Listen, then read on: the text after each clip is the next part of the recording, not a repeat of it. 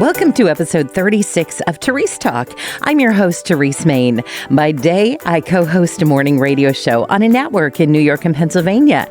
By night, I'm a podcaster. If you're a woman like me who loves Jesus and just wants to serve her family and community a little bit better, you're in the right place. Would you take a moment right now and subscribe so you don't miss a single episode? You know, I've really been struggling with something, and maybe you have been too. I can't think about it for too long even because it really consumes me. It's the situation in Afghanistan. Now, I promise you this isn't going to get political, so just hang with me here because it all happened so fast. Like the Taliban just swept in and took over one city after another and then Kabul, and within hours, we started hearing these stories of Christians being threatened, fleeing for their lives. And anytime I hear something like this, I struggle for a couple reasons. Yes, there's just the horror of it all, but also with overwhelming guilt.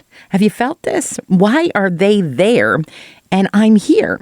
You know, in recent years, missionaries have been sharing the gospel in Afghanistan. So chances are there's a Jesus-loving woman about my age, married with 2 daughters in Afghanistan. So why do I have the privilege of being in America while she doesn't?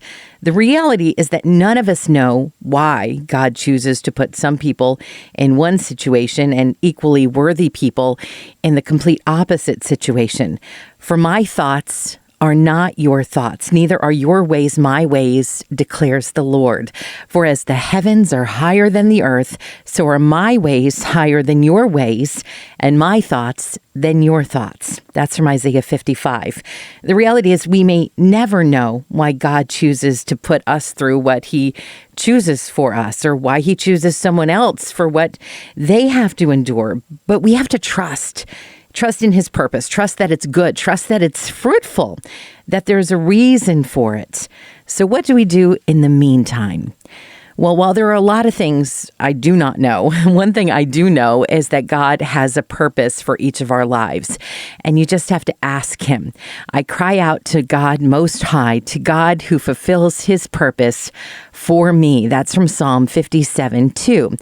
You may not know why God chose to put you where you are, but he did. So what does he want you to do here in the place you are?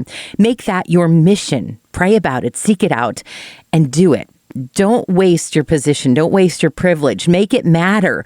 Love others. Serve others. Share Jesus. If the situation in Afghanistan has shown me anything, it's that time moves really fast. So don't waste a single moment. Regarding our brothers and sisters in the Middle East, pray for them.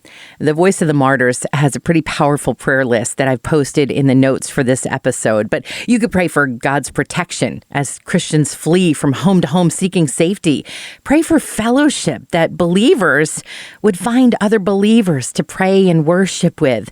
Pray for Muslims to be converted to Christianity. I was reading Romans 12 the other day, and I was so struck by verse 14 in the wake of everything that's been going on. It says, bless those who persecute you. Bless and do not curse them.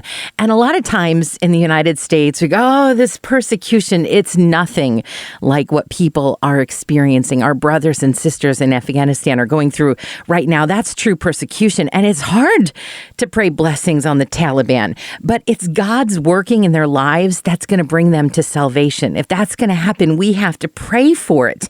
Pray for those who are trying to help. Groups like Samaritan's Purse, they're working to get Afghans evacuated to safety. They're also providing basic needs like toiletries and clothing, since so many people are just fleeing with the clothes on their back. So make prayer a part of your purpose. Above all, make it your purpose to stay focused on eternity.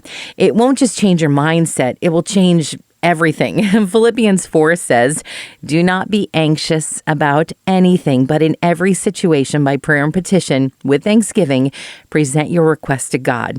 And the peace of God, which transcends all understanding, will guard your hearts and your minds in Christ Jesus. Now, if you're like me and you get overwhelmed just thinking about Afghanistan for more than a minute, take it to God, because he's the one who can give you the peace that you need to make it through the very next moment. If you've enjoyed this episode of Terese Talk, be sure to subscribe so you don't miss a single episode. Now, if you really loved it, consider making a gift to Family Life, the ministry this podcast is a part of. Just go to familylife.org and find out more about what we do.